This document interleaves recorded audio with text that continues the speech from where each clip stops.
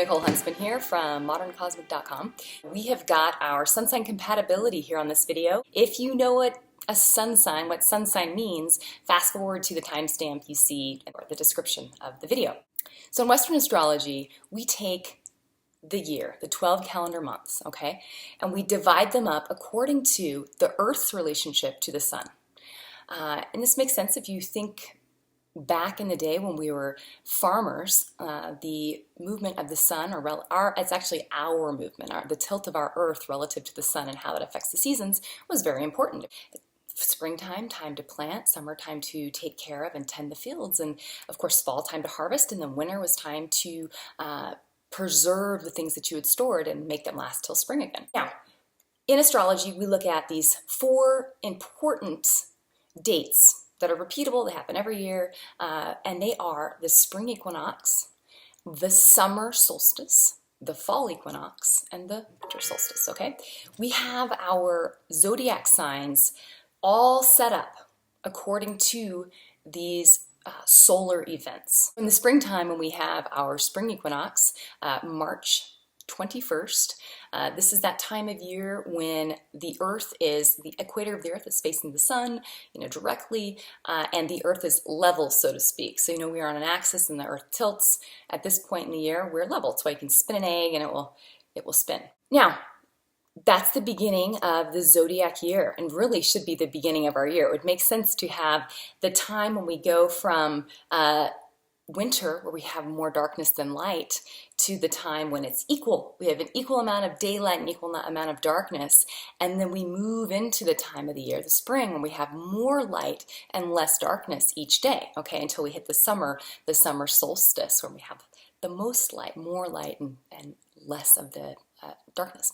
So with the zodiac, your sun sign falls during a month between those 4 events. So your sun sign is going to fall into one of these segments, okay? We've got the 12 months divided up into 4, 1, 2, 3, 4, according to those solar events. And then in each of those sections, we have 3 zodiac signs, okay? Your sun sign is important in that it shows your general life force.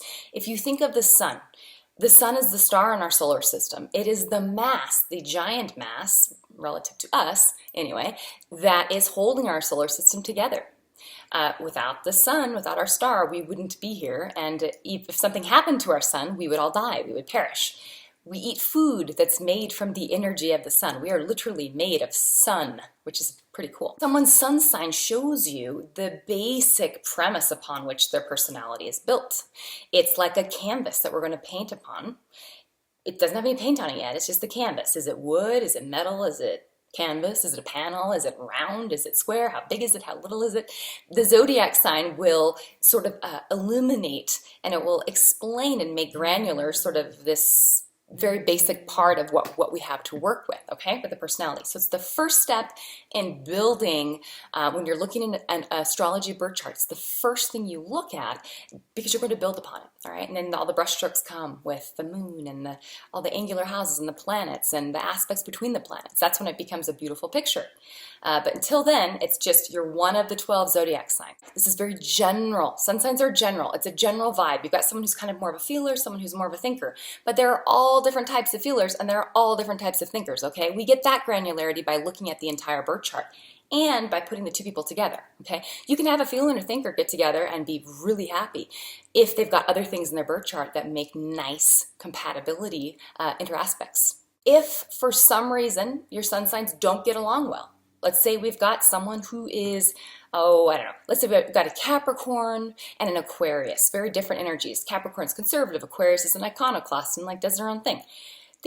On the surface, sun sign wise, these 2 aren't going to jive perfectly. But if you look underneath, maybe they have moons that are both in water, and it gives them an emotional warmth, or it gives them an emotional depth to the cooler Capricorn Aquarius facade. There's another thing you want to look at between your compatibility charts. There are several, but another important primary planetary aspect that you want to look at, or planetary placement, I should say, that you want to look at. And I'm going to talk about this at the end of the video, so stay tuned, watch the compatibility, and at the very end I'll explain to you how to find If your sun compatibility isn't great, there's another thing you can look at that will indicate whether or not the two of you are going to have long-lasting happiness together, or if it's going to be sort of a no-win battle, okay?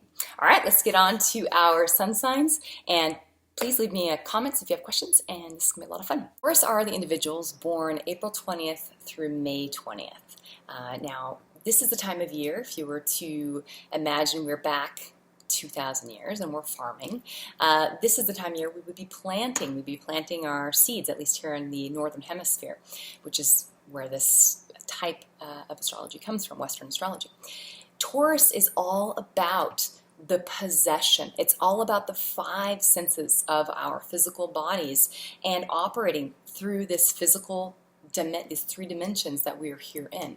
So Taurus, ruled by Venus, has to do with the sensual pleasures of the body, but also this idea that we can, as individual protagonists in our own story, possess things. So this is our money, this is our physical possessions, and this is also things more abstract, I suppose. Our self-esteem and our talents, the things that we possess inside of ourselves. Taurus sun signs are slower moving, predictable. They like things to unfold in a way where they know what to expect. And if you think about a farm and you think about planting seeds, you do them if you want to be productive with your farm. You plant them in rows and you do them a certain amount of space between each other, and you water them regularly, and there's a consistency there, okay? There's a routine and an earthy sort of habit that is followed in order to be productive. Have a concrete, practical way of thinking, or way of being rather, because this is a sun sign. With a Taurus, you do have someone who's somewhat stubborn. They have in their mind a plan for how they'd like things to unfold, and they'll get there when they're going to get there, and you can't push them and prod them, okay? Now also, Taurus being ruled by Venus, these individuals appreciate nice things. A lot of times someone who has strong Taurus in their chart, they either like luxury items, they're highly motivated by working hard and making money, or they enjoy the arts, music, whether it's creating it or just listening to it and enjoying it and being a patron of the arts and music. These are very Taurus, and Taurus loves food. Again, and sex. This is the body, being in a body, having a spirit in this human form where we get to experience the pleasures of what comes with this body. On the high side with Taurus, we have steadfast, loyal, determined, artistic, usually. Sometimes they're not artistic. Sometimes it comes out in other ways, like it comes out in the enjoyment of the arts or the enjoyment of food and these things I've talked about before, the five senses. They are understanding and affectionate. They're calm. They like peace and harmony in their relationships. Okay, this is Venusian. They're practical, sensual, passionate people. Their passion is different than the Aries passion. The passion of a Taurus is more slower moving and sensual, and it's more consistent. You know, Aries, the sign we did earlier, would just kind of flare up, whereas Taurus is going to come out slowly and sensually. Now, on the shadow side, or if you've got a low-functioning Taurus, you can have someone who's stubborn, who's materialistic, who's hedonistic. They are focused way too much on the outside and not on the inside. There's an unmovable nature to a shadow, low-functioning Taurus. They can be possessive, afraid of change. They have a really strong need for security, and so they're afraid to sort of break out from situations they know aren't best for them. So they can overstay bad relationships or bad situations at work, or just life situations, just be in the same career for years that they don't like, but it's the devil you know is safer than the devil you don't know. And they can be a little lazy and a little vain. That's our Venus. Now this is low functioning. Taurus in love. Taurus appreciates beauty, all right? Taurus sun signs, whether it's male or female, whatever their personal idea of beauty is, they will have, it's going to be high on their list of things that will matter to them. They need to be physically attracted to their partner. They are quite lusty and sensual, the sun sign. Once they have gotten to know someone, once they've decided that this is the one for them, they're affectionate, and the way they show their love is through they do enjoy giving their partner gifts, sharing things with them, but also really affection and sex. There's a possessiveness to a Taurus. They're on the axis of possession with a Scorpio as well. So they can at times be a little bit possessive, and they need to know that their partner is theirs. So they can have some issues with security and needing to feel safe and secure. Taurus expectations in love. Taurus types, Taurus sun signs, they're looking for security, and they're looking for a relationship that is grounded in reality.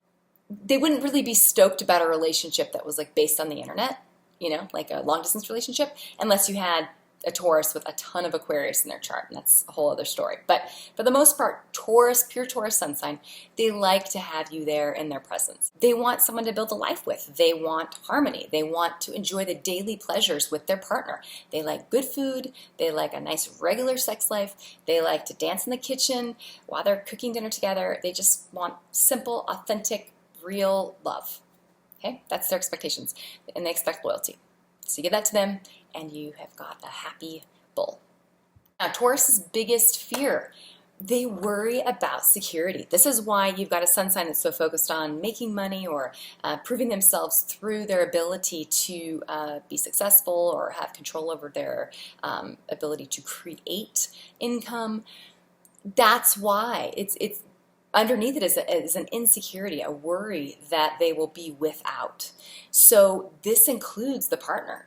They do have a fear of their partner leaving them. And so they need a partner that is consistent, steady, does what they say they're going to do, shows up when they're supposed to, and is reliable. Ultimately, that will put their heart at ease and keep them happy and harmonious. So Scorpio, these are our sun signs born from October 23rd through November 21st.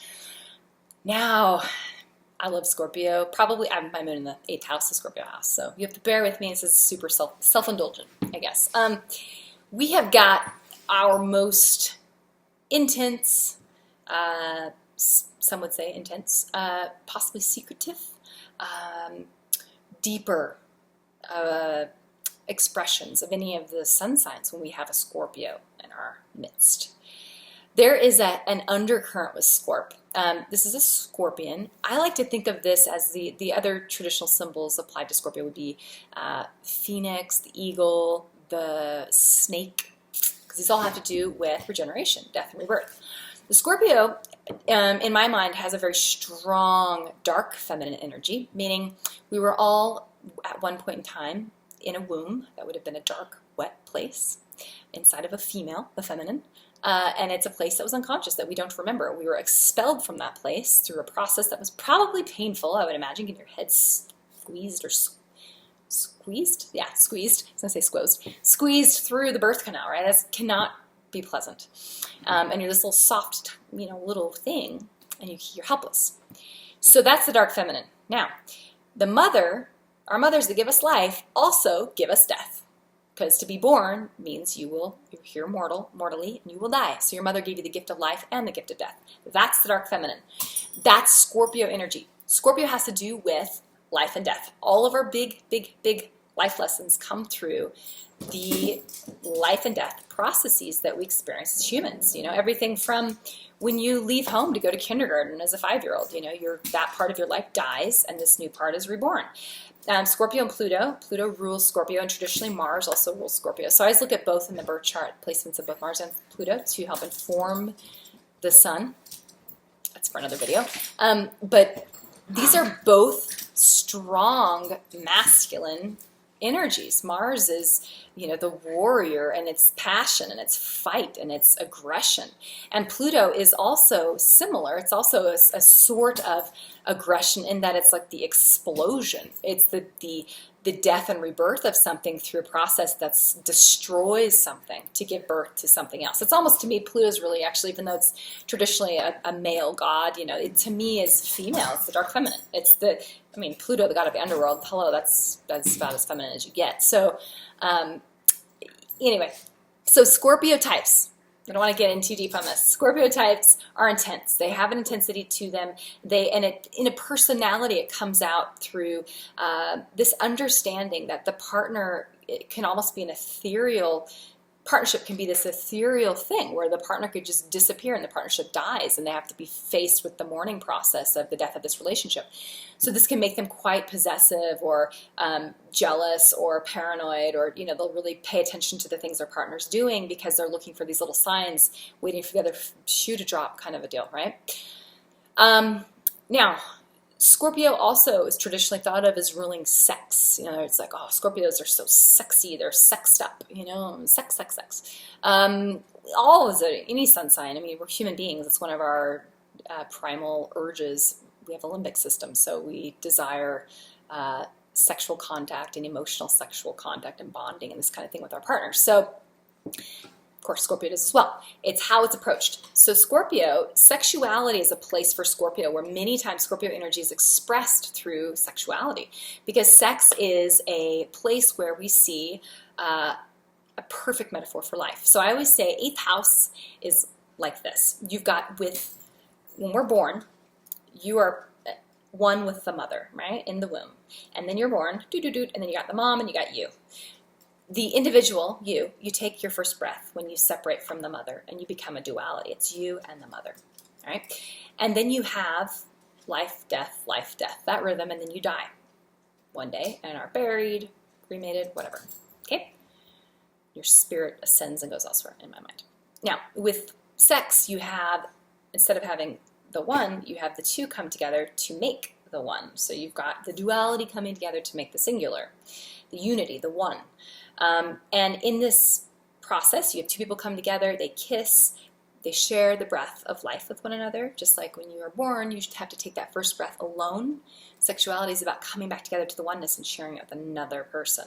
That's Scorpio. That's 8th house. 8th house is all about sharing these intense bonds and contracts we have with other people. And this includes in business. That's why 8th house has to do with like loans and, money, child support, it's agreements and contracts that have been made that involve the exchange of resources, okay? Okay, so that's Scorpio. A high-functioning Scorpio, you've got someone who is focused, driven, determined. There is a strong that Martian energy, which is quite masculine, it's the masculine energy, combined with the Plutonian energy, which is this ability to transform situations. They can see the psychological underpinnings in relationships between people, like in business. They can see patterns. They can know. And they have a very strong intuition where they just kind of know the way and the direction things are going to run. So they stick with that. But they're also they're good at keeping secrets, and they're good at keeping confidences with other humans. And they'll use that many times. I mean, they understand psychology, so they're good. They're good. We'll talk about this in a second. They can be manipulative. That's what I'm trying to say. But they really desire, what they desire is intimacy with their partner. They desire closeness. They desire that bond that is unbreakable, like a to the death bond. That's what they really want. So they can be kind of intense, and they can focus all of their energy on one person. That's quite Scorp. A lot of times Scorpios, they'll be in situations with unrequited love, because when they fall in love, they really fall in love, and they're sort of stuck there. Until someone else, I suppose, comes along, but they'll still harbor that, okay? So, and also they're very sensually expressive. They are good lovers. I mean, they are comfortable going places that are quite kinky that other people maybe aren't comfortable going into. Again, look at their moon and look at their Venus. That's going to tell you emotionally how they feel about that. But because a Scorpio is interested, as most of the water signs are, they're interested in pleasing the partner, they'll roll, as they say. On the shadow side, okay, low-functioning Scorpio. Traditionally, Scorpios are known as being jealous. It's always, oh, Scorps are jealous, they're possessive, they're, yada, yada, yada. Yes, they are. But let's talk about why they are. Like we said earlier, Scorpio is dealing with this deep understanding, this deep sort of unconscious knowing that once something's been born, including a relationship, it will one day die. Knowing this on a really deep level, they carry that with them. So in relationships, many times, that is what drives or can fuel perhaps jealousy or worry. It's more of a worry, I feel like, and then it turns into jealousy, and it turns into like anger, because it starts as a knowing, moves to a worry. So it starts in a here feeling, moves up into the brain. They're knowing something, and then it comes back down to here, knowing it and worrying. They'll worry, ruminate about it, and then it comes back down to here, and then they're mad, they're angry. And that's when you see jealousy, okay? because Scorps are pattern watchers, they're noticing. They notice, and they don't even know they're noticing because they're ninjas, like they're ninja noticers, and then it will come out later in an eruption of jealousy, or them going through stalking your Facebook or something, you know, stuff like that. It's also Scorpio moon, also someone who's got the moon in the 8th house. These things can happen. So or someone who's got Pluto conjunct the sun or the moon, they'll also have these similar characteristics. So they're intense emotionally. They can be temperamental. They can be, all the water signs can be kind of passive aggressive. Scorp's less likely to be passive aggressive unless it's someone they really love and they don't want to hurt the relationship, and so they're in this double bind where they want to say something like they normally would in a business situation. Normally they're very quite aggressive, but in an interpersonal situation they're sensitive to the partner, but then they're also mad at themselves for not saying something. They get resentful, and then it becomes this passive aggressive or silent treatment thing or control thing where they're trying to control the partner. So it can get a little messy. And the biggest issue the Scorpios have, all Scorps, they are so determined and focused on something, which is great, but they need to know when to let go and to stop, okay? You know, I've got my second daughter, third child, she's Scorpio, and very Scorpio, and Libra everything else. Like all of her personal planets Libra, but Scorpio Sun. And she is very loving, but man, when she has her mind set on something, it's really hard to explain to her logically that no, you can't have that bag of popsicles right now. And she will sit and talk with you and try and convince you for 30 minutes that she should have that bag of popsicles. That's Scorpio, okay? That's also Scorpio mixed with Libra. But she doesn't do it my other daughter's Libra with all Scorp, and that energy is very different. She's also very determined, but she candy coats it. The Scorpio Sun isn't going to candy coat it. They're going to care a lot about their interpersonal relationships with that, a lot of Libra stuff, but the Scorpio on the outside makes them more aggressive and more, you know, like in your face with it, okay, and not quitting. They're like a pit bull. They don't let go. Even a really sweet Scorpio, when they want something, they're very determined, okay? So Scorpio in love, as we've been discussing, they're intense and focused. This definitely applies to their love relationships. They can be obsessive. They can, many times, this is common with the Scorp, when they fall for someone, they can have this unrequited love thing I was talking about. They fall really deeply very quickly. Actually, not quickly.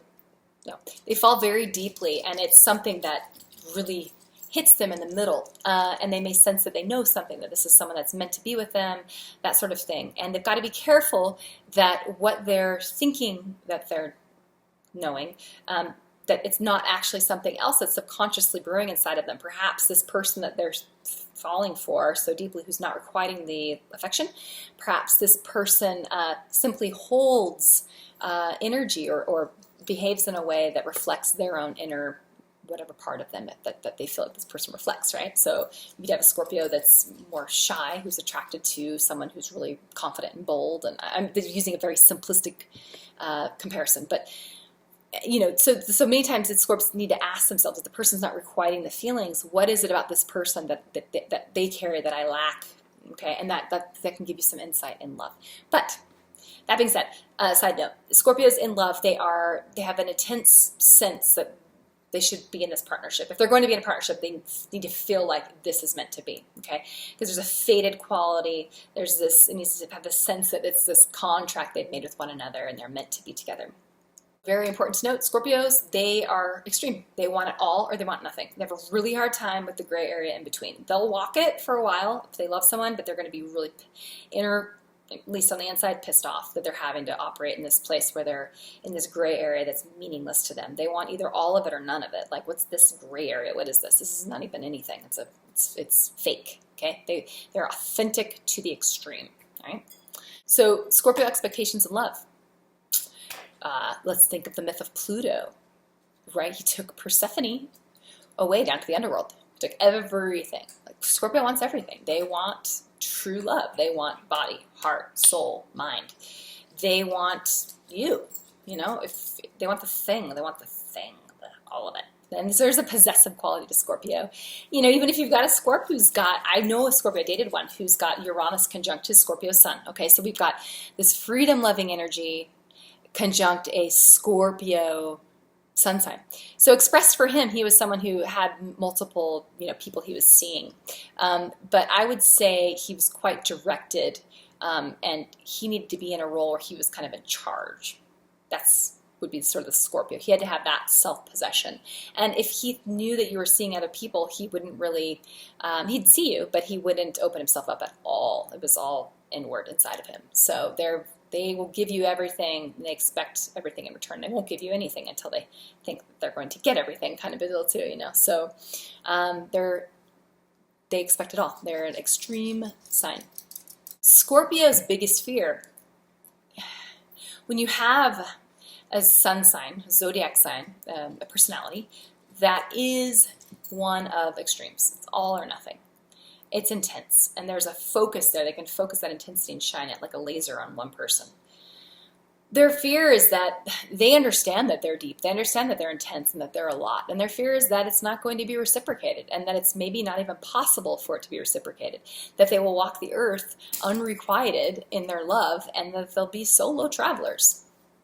Even in a relationship, like there's even that fear for Scorps, you know, that they get into a love relationship where it's a committed relationship, but they feel like their partner's never quite in the same place that they're at. This life or death, I will die for you place. So they really need a partner who is as intense as they are, in my mind, who's grounded but really intense and willing to intensely go to those places. And it takes someone, in my mind, that has some strong Scorpio or some strong 8th house or some strong Pluto on their sun or their moon or their rising.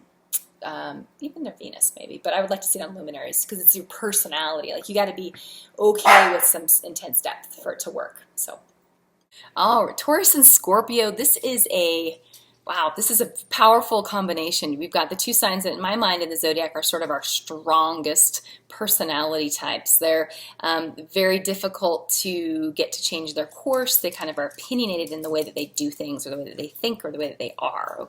So as long as these two people have harmonious, happy moons, this can work. Otherwise, you've got two really strong egos, and there could be a lot of clashing of wills. So, but that's going to be what attracts them. This is a magnetic attraction. You've got two opposite signs. They're both quite lusty signs, so it's a natural physical attraction. And there's going to be a bit of holding out on the Scorpio's part, which the Taurus will be intrigued by and will sort of slowly move towards. So, yeah, this is an interesting coupling. Long-term interaction between these two, we've got the two signs that are on the axis of possession, the 2nd house and the 8th house.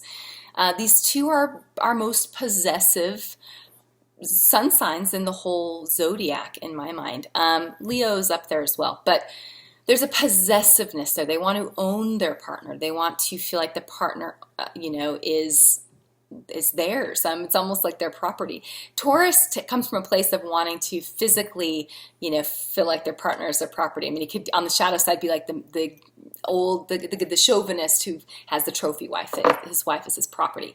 That's shadow side. On the high side, it could just be someone who is, interested in their partner's life and is kind of involved and up in their stuff and can meddle a little bit and feel like they need to know everything that's going on with their partner, and it affects them in the same way. This sort of thing can happen between Taurus and Scorpio. Scorpio is a little more private and is slow to open up, is slow to let people in, and does not really appreciate being prodded and probed at all, least of all. And they're going to take you on the opposite, the poor Taurus. Scorpio likes to be a little bit of a trickster at times, and they don't always want to answer openly, so it might take the Taurus on a little bit of a wild goose chase. Would do it. Taurus and Scorpio, as far as specific areas of conflict, specific will be these issues of jealousy, possession, wanting the partner to not talk to anyone else or just to belong to them, and of course that's not possible in life, to just belong just to your partner, and you don't actually, it's all illusion anyway, you don't belong to anyone.